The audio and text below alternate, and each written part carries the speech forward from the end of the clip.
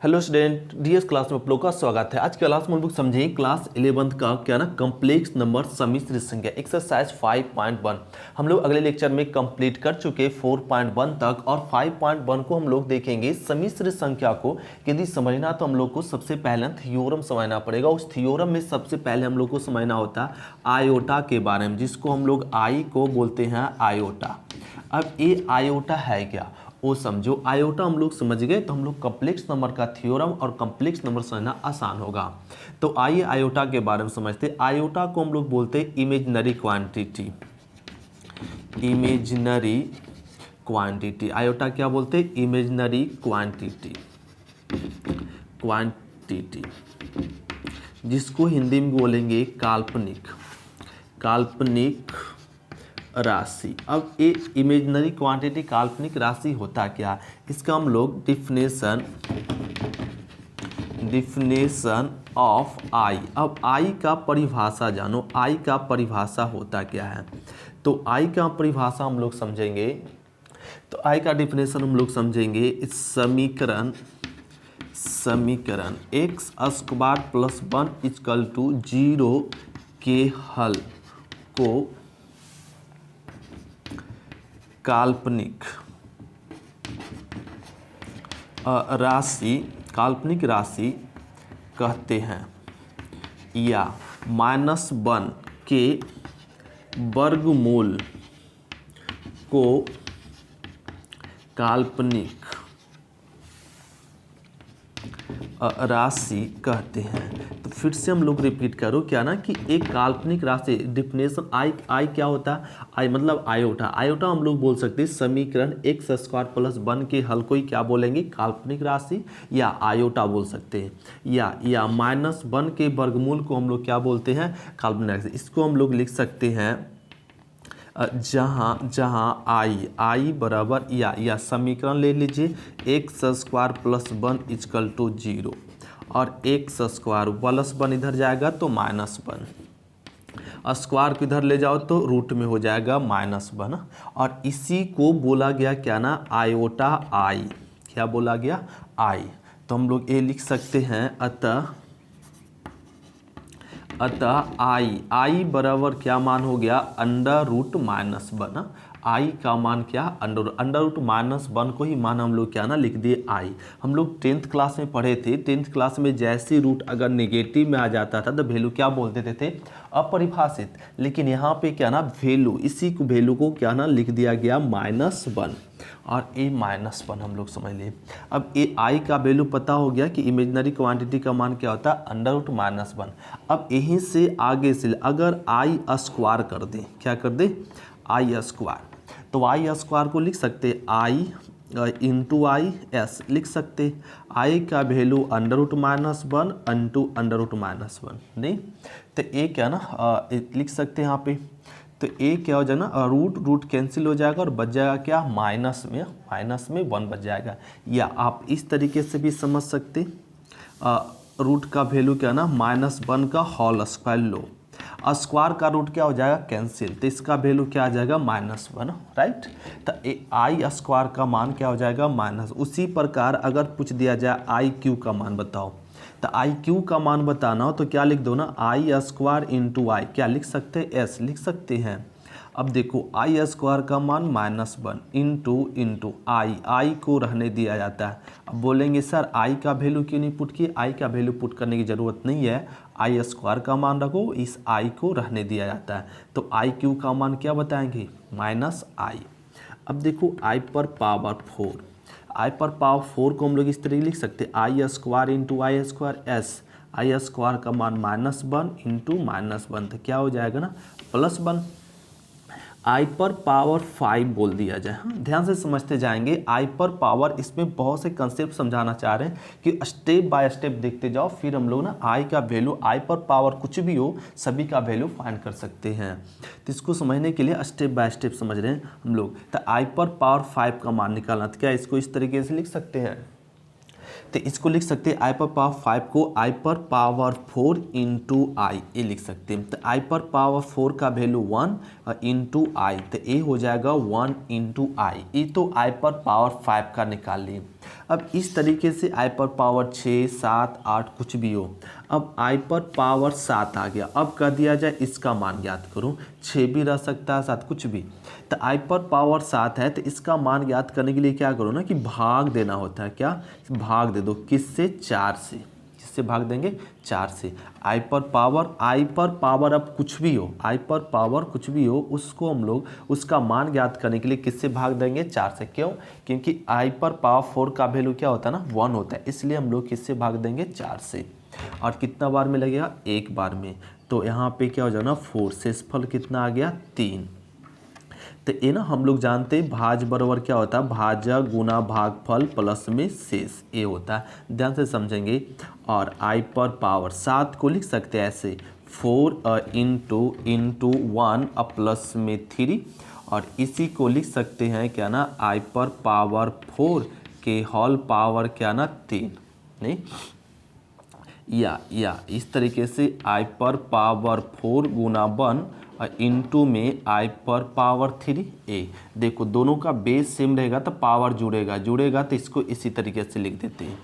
तो क्या ना, इसको i पर पावर 4 का वैल्यू क्या होता है ना? 1 इंटू आई क्यू का मान क्या फाइंड कर चुके? माइनस में i, और इसको गुना करो तो 1 इंटू माइनस आई क्या आ जाएगा? Minus I. i पर पावर 7 का मान क्या निकल गया? माइनस आई। हाँ, समझ रहे? तो इसको ना पहले नोट करते, फिर इसको हम लोग आगे कंसेप्ट, इस पे कंसेप्ट हम लोग डाल लेते हैं कि i पर पावर कुछ भी रहेगा तो उसका वैल्यू हम लोग फाइंड कर सकते हैं। तो पहले इसको नोट कह लेते हैं। तो क्या नोट हो गया? रफ यहाँ से कह ले, तो जल्दी से नोट करो। नोट हो गया होगा, इसको रफ कह लेते हैं। राइट, देखो अब यहाँ पे समझो कि i पर पावर 7 का वैल्यू फाइंड कर। अब i पर पावर क्या ना रह गया? 9। राइट, अब इसका कर दिया मान ज्ञात करो, तो इसका भी मान ज्ञात करने के लिए क्या करो ना कि भाग दे दो, किससे? 4 से। और कितना बार में लगेगा? 2 बार में। तो 4 दूना 8 से फल 1। तो इसको भी सॉल्व करने के लिए भाज बराबर क्या हो जाएगा? भाजक गुने भागफल प्लस में शेष। तो ये लिख सकते i 9 बराबर क्या लिख सकते हैं? 4 इंटू 2 अब प्लस में 1। ध्यान से समझेंगे, इसी पे कंसेप्ट समझा देंगे। और ये i पर पावर 4 को ऐसे लिख सकते हैं, i पर पावर 4 इंटू 2 इंटू i पर पावर 1 s। जब बेस सेम हो तो पावर जुड़ेगा तो i लिखाएगा। अब ए भी लिख सकते हैं, i पर पावर 4 के होल स्क्वायर, पावर गुना होता है, इंटू i। अब i पर पावर 4 का वैल्यू क्या बता चुके हैं हम लोग? 1, और 1 स्क्वायर इंटू आई। तो अब 1 का स्क्वायर क्या होता है? 1 इंटू आई क्या आएगा? आई। तो 1 इंटू आई। तो आई पर पावर 9 का वैल्यू क्या आ गया? आई आ गया। तो इस तरीके से हम लोग कब तक क्या करते रहेंगे ना? भाग देंगे इस तरीके से। अब देखो आई पर पावर क्या ना रह गया हम लोग को? 14 का मान ज्ञात करना। तो आई पर पावर 14 का मान ज्ञात करना हो ना, तो किससे भाग लगा दीजिए? 4 से। तो यहाँ पे भाग देंगे तो 4 तिया 12, 3 से लगेगा। शेषफल कितना आ गया? 2। तो ये ना इतना लिखने की ज़रूरत नहीं है, डायरेक्ट ना i पर पावर रिमाइंडर कितना आया? 2 लिख दीजिए। i पर पावर 2 जो रिमाइंडर रहेगा वही लिख दीजिए। i पर पावर 2, i पर पावर 2 मतलब i स्क्वायर का मान क्या होता है? -1। तो i पर पावर 14 का वैल्यू क्या आ गया? -1।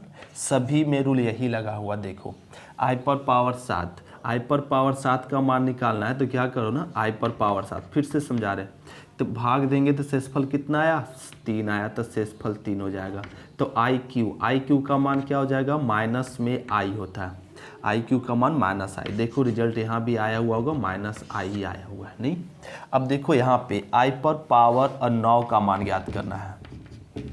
i पर पावर 9 का मान ज्ञात करना है तो क्या करो ना, यहाँ पे किससे भाग देंगे? और 4 से। तो शेषफल कितना है? 1। तो i। तो i पर पावर 9 का वैल्यू क्या ना? i आएगा। देखो रिजल्ट आया हुआ होगा i। समझ रहे हैं ना बात को? तो इसको नोट करते, फिर हम लोग इसको रफ कह लेते हैं। तो ये नोट हो गया। अब देखो यहाँ पे अब कुछ भी दे देना i पर पावर। अब i पर पावर अब 15 दे दे, राइट, और इसका कदे मान ज्ञात करो। तो क्या करो ना कि 15 दे दिया तो 4 से भाग दे दो। कितना से? 4 तिया 3 से। तो 4 तिया 12, शेषफल 3 आ गया। तो ई क्या हो जाएगा ना? i पर पावर 3। तो i पर पावर 3 का वैल्यू क्या होता है ना कि -i होता है, और -i, यही हो गया आंसर। अब i पर पावर क्या ना 20 दे दिया जाए और इसका कदे मान ज्ञात करें। अब 20 दे दिया तो इसका मान ज्ञात करने के लिए किससे भाग लगाएंगे, 4 से, तो 4 पचे 20, तो ये शेषफल तो आ गया क्या, 0। तो आई पर पावर क्या हो जाएगा ना, 0। अब किसी भी संख्या के पावर 0 उसका वैल्यू क्या, 1। तो आई पर पावर 20 का वैल्यू क्या आ गया, 1। तो अब आई पर पावर कुछ भी हो, जैसे 50 दे दिया और कदे इसका मान ज्ञात करो, तो वही भाग दे दीजिए। अब तो बात समझ में आ गई होगी। आई पर पावर 5, तो यहाँ पे कितना बार में, एक बार में लगा लो तो ये 10, फिर 2 बार में लगा लेंगे तो 8, शेषफल कितना, 2। तो आई स्क्वायर का मान -1, आई स्क्वायर का मान -1। तो इस तरीके से हम लोग आयोटा पे कुछ भी वैल्यू रहेगा उसका हम लोग वैल्यू क्या कर सकते हैं, फाइंड कर सकते हैं। तो आई हम लोग समझ चुके कि आई होता क्या और आई का वैल्यू। तो ये हम लोग नोट कह लेते, फिर इसको रफ कह लेते हैं। तो ये नोट हो गया। चलो अब हम लोग यहाँ पे एक पॉइंट समझेंगे, ध्यान देंगे, इसमें आयोटा में ही है पॉइंट।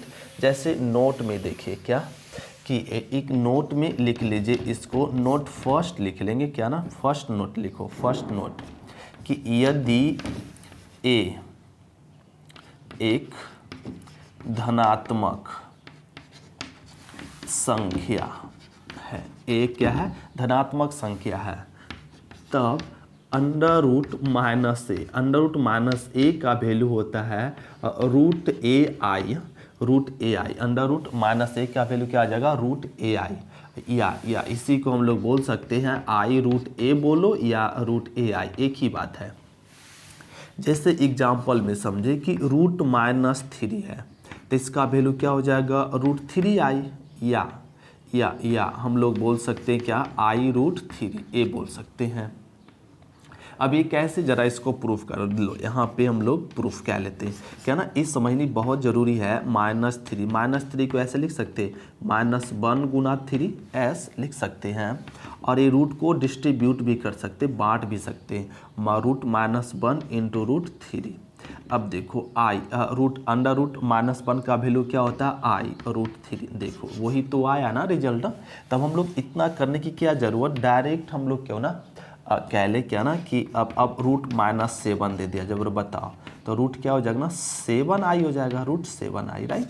इस तरीके से हम लोग, अब ए नोट हो गया। अब सेकेंड नोट हम लोग समझे, इसको जल्दी से नोट कॉपी करो, उसके बाद हम लोग समझते सेकेंड नोट। तो कॉपी हो गया, तो इसको रफ क्या लेते हैं। अब यहाँ पे समझो सेकेंड नोट में क्या ना, सेकेंड नोट में कि यदि ए और बी दो धनात्मक संख्या है, तब ए और बी कितना, 2 धनात्मक संख्या है, तब under root minus A into under root minus B बराबर हो जाएगा minus under root A B होता है। क्या होता है, minus under root A B. A formula होता है। जैसे हम लोग बात समझ में आई नहीं, एग्जाम्पल में समझो, -2 इंटू माइनस रूट 3 ए दिया हो, तो इसका रिजल्ट क्या हो जाएगा, माइनस में रूट 6, 3 दूना 6 ए आ जाएगा, और ए हो गया आंसर। और भी एग्जाम्पल देखो, सेकेंड में क्या ना, under root -3 into under root minus में 5 दे दिया, कि -5 या 15 ए आएगा आंसर। अब कैसे, जरा प्रूफ क्या लेते हैं, देखो ध्यान देंगे, under root -2 into under root -3 a दिया हुआ। अब इसको देखो प्रूफ करते हैं हम लोग। तो इसको हम लोग देखो, इसको ना प्रूफ करते थे क्या ना, हम लोग लिख सकते अंडर रूट -2 को ना 2i इंटू अंडर रूट 3 को लिख सकते रूट 3i ए लिख सकते हैं। तो क्या हो जाएगा ना, √2 इंटू √2 आई इंटू आई, क्या हो जाएगा ना, आई स्क्वायर ए लिख सकते हैं, और ए लिख दी।